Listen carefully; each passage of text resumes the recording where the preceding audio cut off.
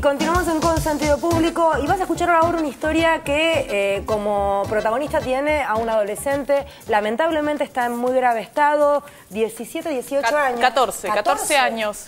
Mirá, yo pensé que era más grande todavía. Es increíble la historia, básicamente porque se cae de un micro de larga distancia en movimiento por una ventana. ¿Cómo pasa esto, María? Sí, justamente como vos señalás, iba en un micro y fue al baño y evidentemente, según lo que señala el papá, es que por el mal estado de la Ruta 23 por donde transitaba este colectivo, va ese vaivén, ¿no? Que muerde un poco el ripio y eso hace que se vuelque hacia la ventanilla del baño, la ventanilla se desprende y se cae del micro, es increíble. Se cayó por la ventanilla del baño con el micro en movimiento. Federico Hernández sufrió politraumatismos graves en la cabeza, está internado en un hospital. Esto ocurrió a unos 10 kilómetros de Ingeniero Jacobacci, cerca de Bariloche, y está internado en el hospital justamente de Bariloche, con un coma inducido. Este es el último parte médico. Justamente el padre lo que salió a denunciar es el mal estado de la Ruta 23 que habría provocado este accidente. Y del micro también, porque lo cierto es que tampoco puede pasar que ante un golpe se desprenda la ventanilla. Muy raro. Evidentemente yo nunca había escuchado una cosa así. Esto ocurrió entre las localidades de Los Menucos y Comayo y ojalá que se reponga pronto, ¿no? La Ruta 23 es conocida históricamente por ser la ruta de la línea sur, donde por ejemplo en esos lugares llega a haber 10, 15 grados bajo cero, como una mínima. Cuesta mucho mantenerla. Lo que sí es que las empresas, por eso yo adhiero a lo que dice Mariana, no tienen una, viste, la verdad que el micro tiene que tener un cuidado doble, por decirlo así. Y viajar es un problema en esa ruta. Viajar es un problema, porque por ahí pasa Ingeniero Jacobacci y La Trochita, ¿recuerdan? Que hace ese recorrido, que va hasta Esquel. El tren llegaba hasta ahí, ahora no llega. O sea, siempre están aislados. La gente de la Ruta 23 es un clásico tema. En Jacobacci no está toda asfaltada, hay ripio. O sea, es una ruta muy complicada. Pero además, imagínate que entra tu hijo de 14 al baño, tarda lo lógico. Andás a ver cuándo se les ocurrió empezar a golpear la puerta a ver qué pasaba. Y cuándo un docente y un compañero se dieron cuenta y avisaron al chofer para que detuviera. Se había caído hacia cuánto. Es un delirio. Sí, como historia es inenarrable, es muy loca. Una barbaridad.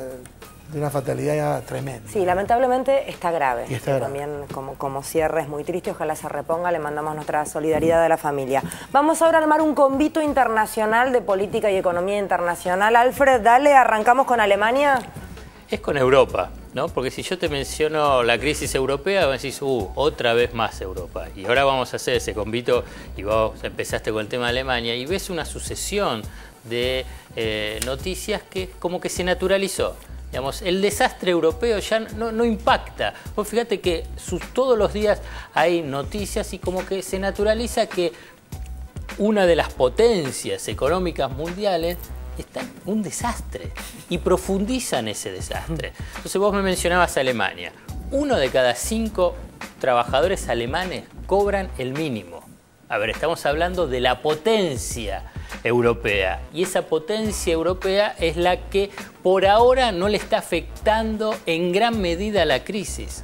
Entonces vos te encontrás que esa potencia, ese tanque arrollador que es la economía alemana, vos te encontrás con que 1 de cada 5 alemanes trabajadores cobran la mínima. Vos fíjate la situación social en términos relativos dentro de Europa, cómo están viviendo. Después en Francia, un brutal ajuste. De 30.000 millones de euros. Mira, pero ¿cuál es una de las características? ¿En dónde ajustaron? No, pero por eso, una de las características, ahí tenés dos. Una es que empiezan a cobrarle impuesto a los ricos en Francia. Bueno, no está mal. Esto es una parte importante. Y después de los ajustes tradicionales, de la burocracia estatal y de diferentes rubros. Pero fíjate cuál es la respuesta, y esto me parece interesante, de los ricos franceses. Hay uno que se enojó. Louis Vuitton. Que no es solo Louis Vuitton, tiene... Es la cuarta fortuna mundial. 40.000 millones de dólares. ¿Cómo rinden las carteras? Tenés Carlos Slim, que es el mexicano, número 1. Bill Gates, el segundo. Ricardo Ford, tercero.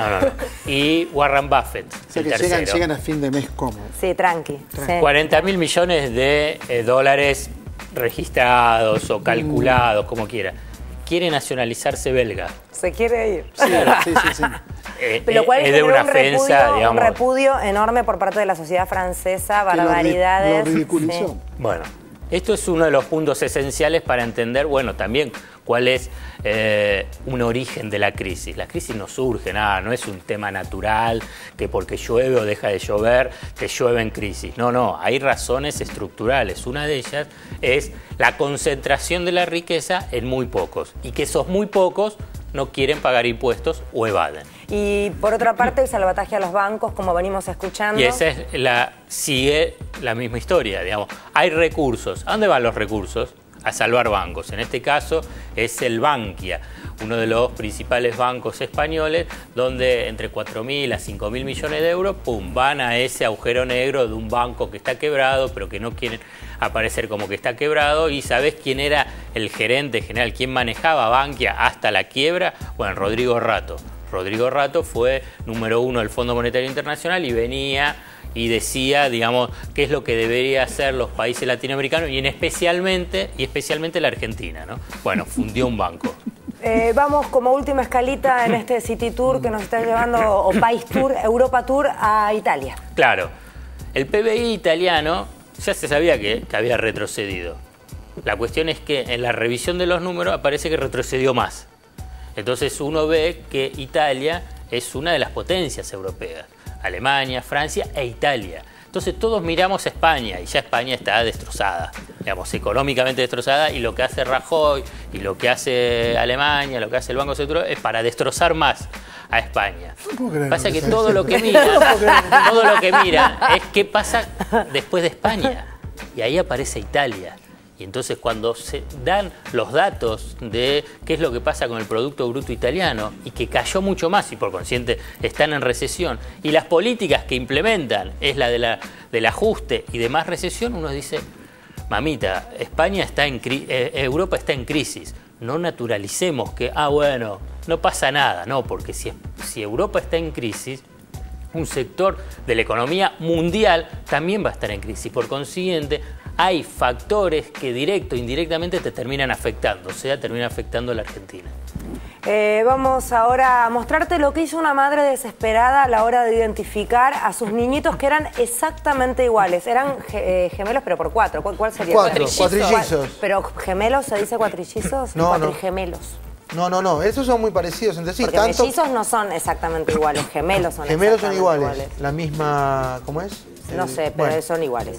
Los mellizos son iguales. Comparten bolsa, pero no nos metamos. Gameto, Mirá lo que hace esta gente. ¿Qué pasó?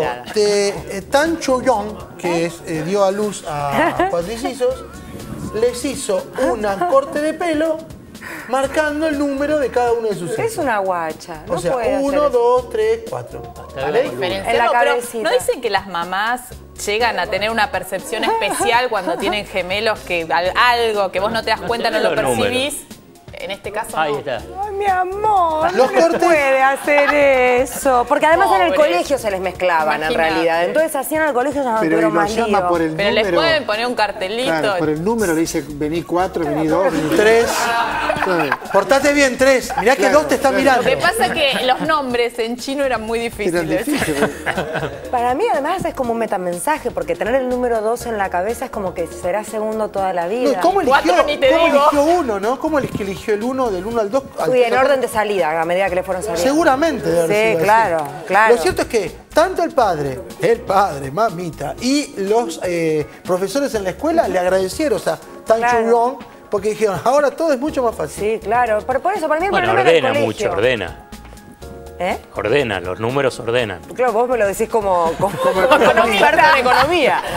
Para vos es una solución re lógica. Te encantó. Sí, Te ordena. No está mal. 1, 2, 3, 4. Ya está, no tenés más de pelota. El otro día presenté el libro de un escritor bueno, que es Pablo Jutkowski, y tiene un hermano gemelo.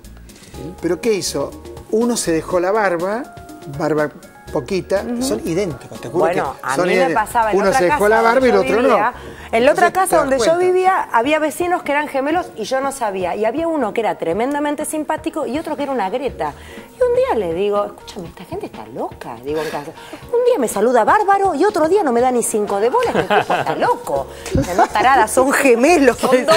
Claro, yo no sabía que eran gemelos. Ahora, con todo respeto, ahí tuviste la neurona iguales. situación- Y no soy, yo lo saludaba en la calle, qué sé yo, una vez me saludaba, otra vez no me saludaba. ¿Cómo voy a saber que son dos personas diferentes? El que te tiraba onda era uno y el que no te tiraba Bueno, onda yo era creí otro. que era bipolar. Bueno, no sabía que eran dos personas. ¿Corte? Bueno, ya venimos.